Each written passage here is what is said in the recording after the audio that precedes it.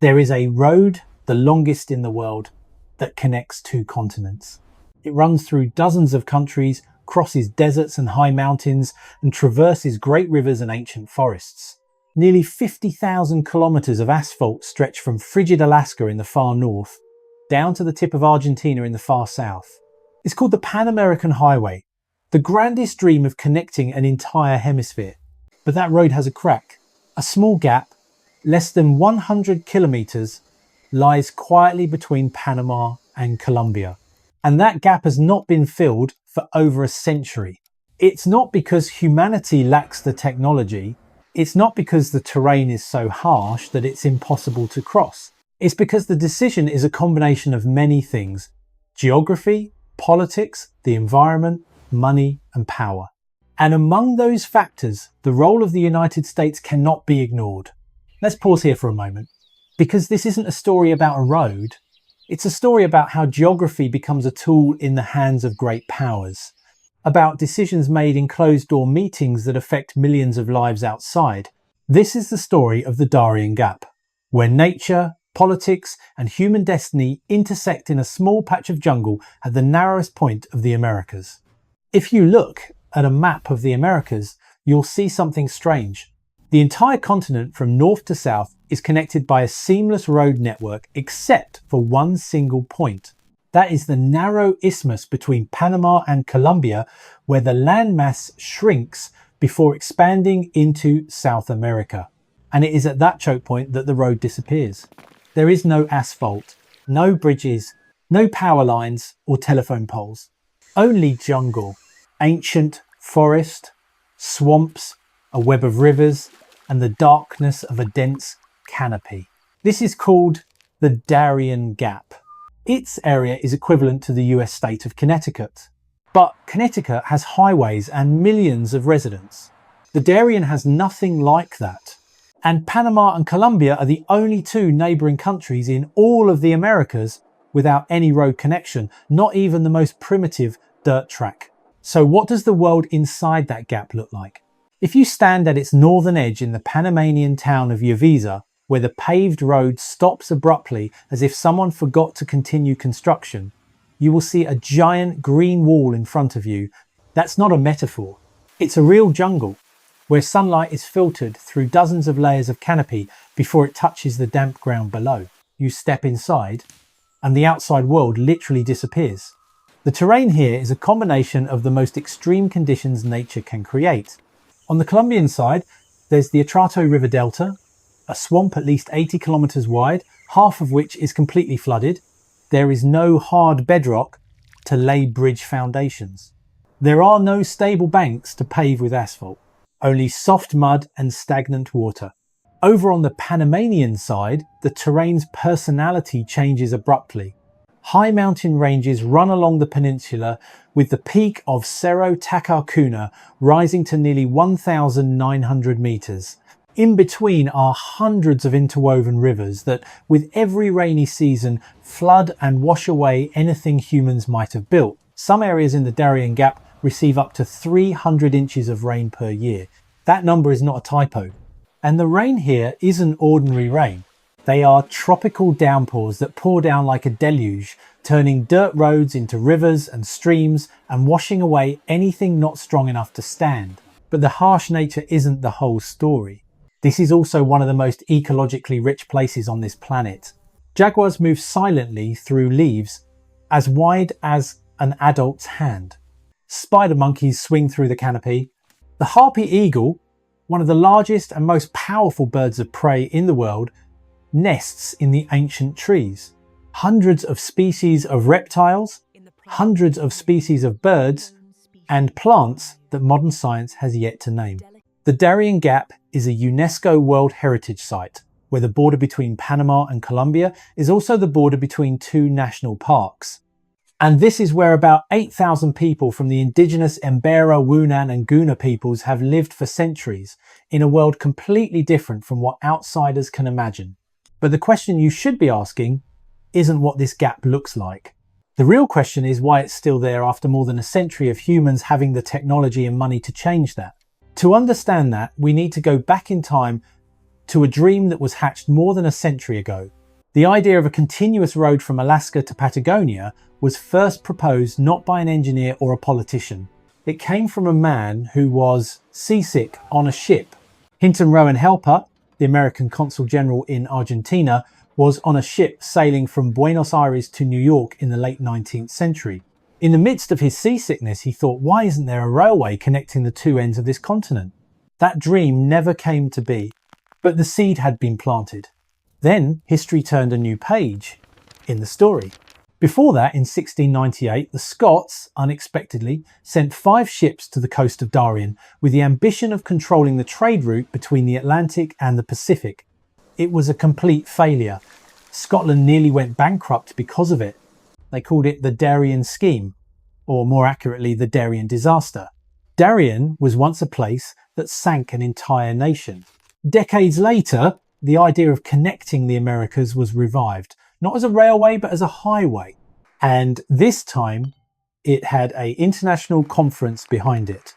In 1923, at the 5th International Conference of American States held in Santiago, the idea of a road connecting the entire Americas was formally proposed. In 1937, 14 countries, including Argentina, Bolivia, Canada, Chile, Colombia, Costa Rica, El Salvador, Guatemala, Honduras, Mexico, Nicaragua, Panama, Peru, and the United States signed the Convention on the Pan American Highway, committing to build sections of the road within their own territories. It was a time of rare optimism.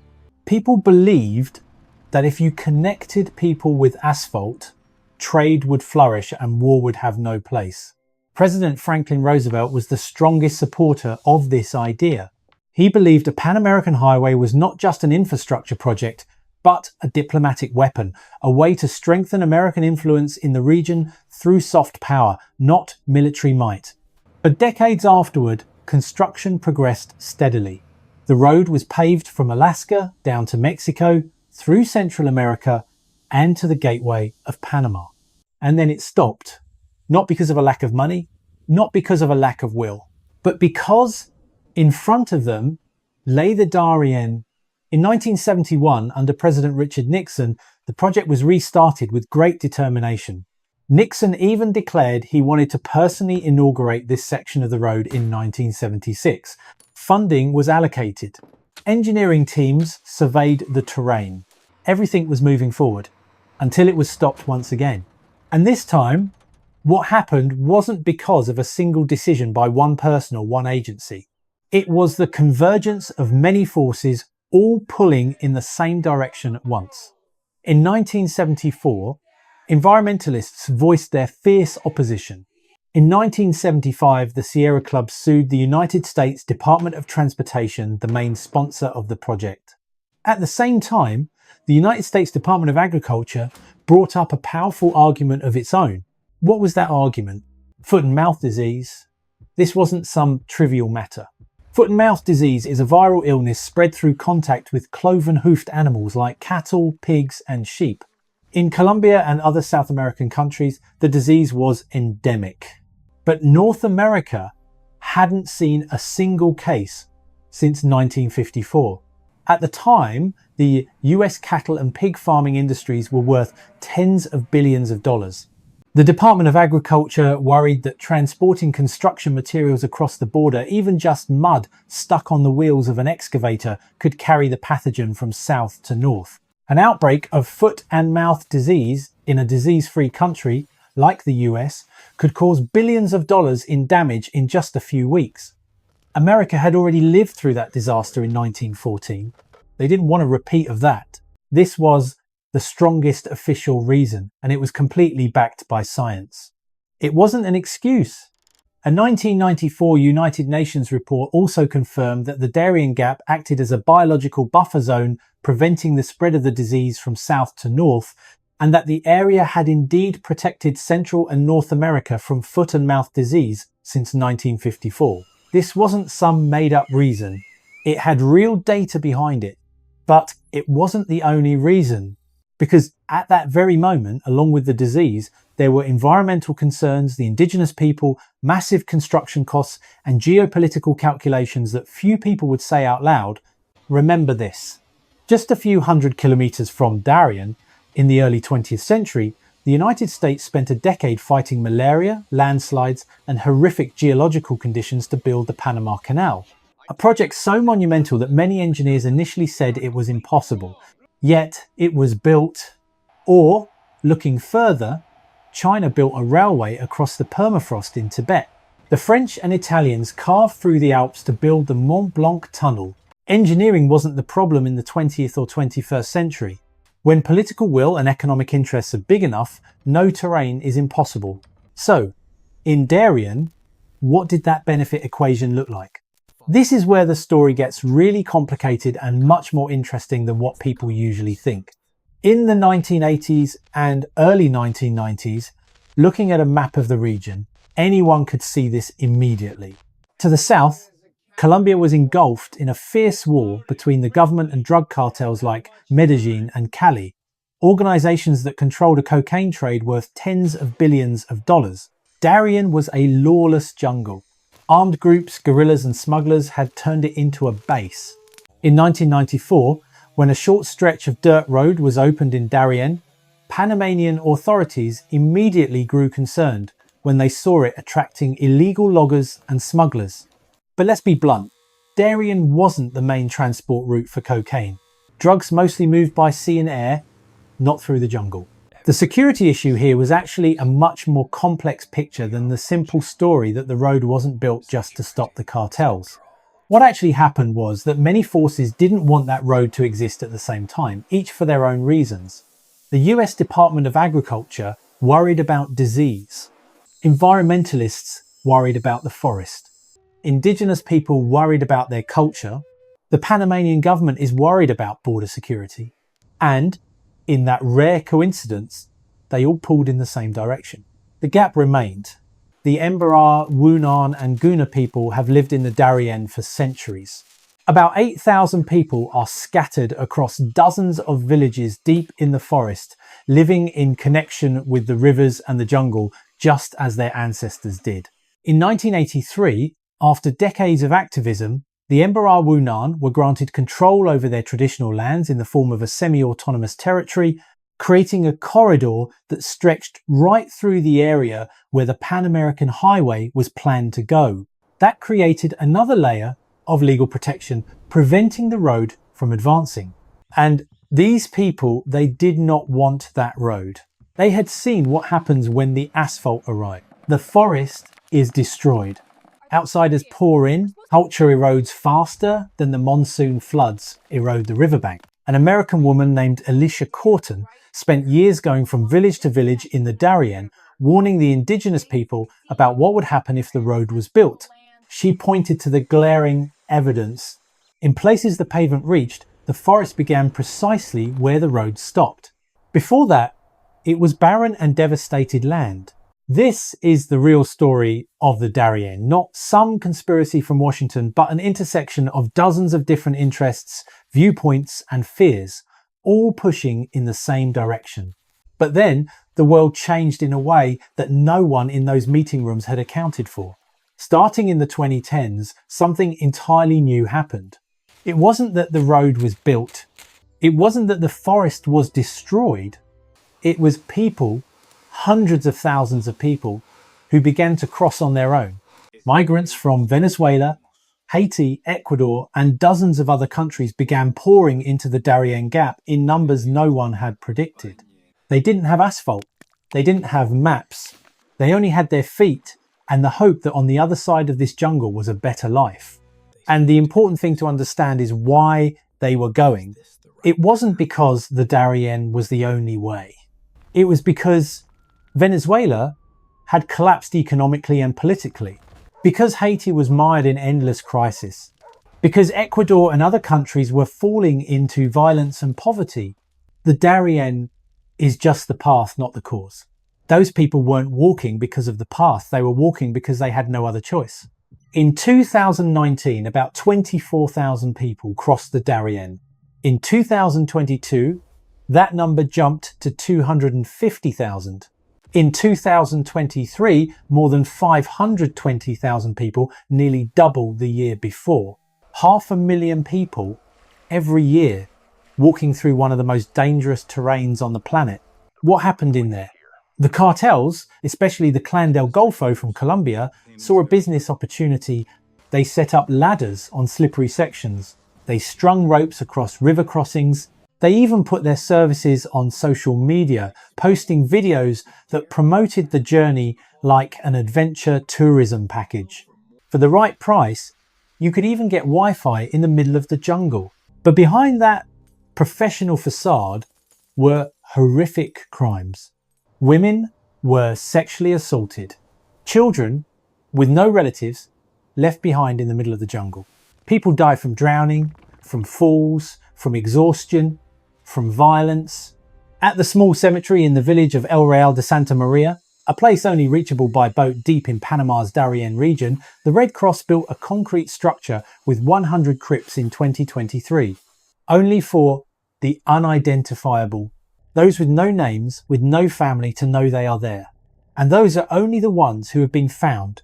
The jungle doesn't give back everything it takes. This is a consequence no one accounted for. Not the simple consequence of the absence of a road, but the consequence of a series of complex decisions from US policy on migration, from the collapse of South American economies, from the presence of criminal organizations, all converging at a tiny geographical point called the Darien. In July of 2024, the United States signed a memorandum of understanding with Panama, under which Washington agreed to pay for the repatriation of migrants who enter illegally through the Darien, while also deploying security personnel to train Panamanian forces on the ground. Panama's new president has pledged that his country will no longer be a transit nation, but experts on the ground are all skeptical. They say it's practically impossible to close the Darien. Block one path and people will find another. And the Darien jungle, as harsh as it is not harsh enough to stop 520,000 desperate people each year. That leads to an uncomfortable question. If the goal of not building a road was to prevent an uncontrolled flow of people through that area, is the current situation achieving that goal?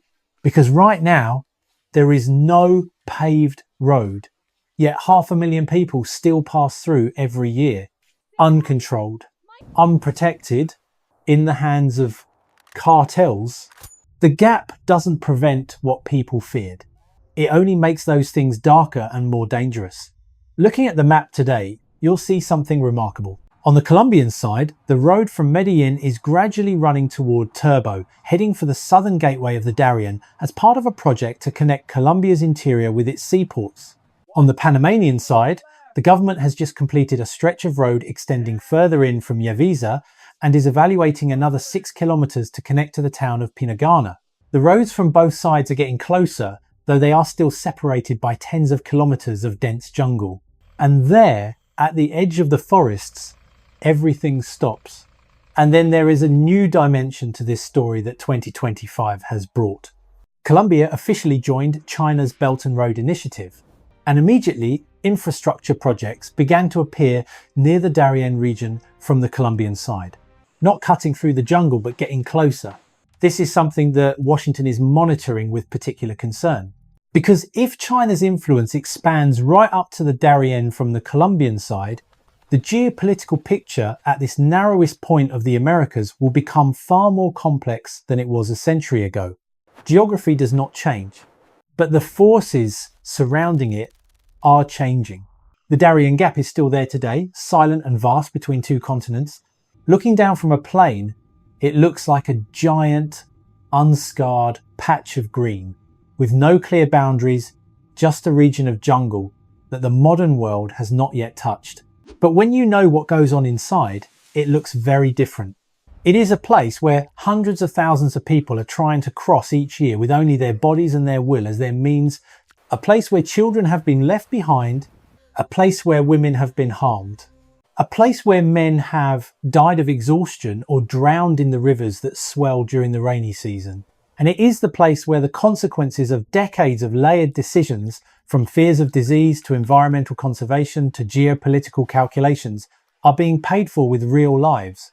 The story of the Darien Gap is not a story about jungles or swamps or foot and mouth disease, nor is it a simple story of a superpower deciding the fate of a forest. It is the story of how complex decisions, made for many different reasons by many different actors, combine to create an outcome that no one truly intended. It is the story of how geography is not just a map, but a place where wills collide and leave their mark. And it is the story of the most vulnerable people, those with no seat in those meeting rooms, who are the ones to bear the greatest consequences.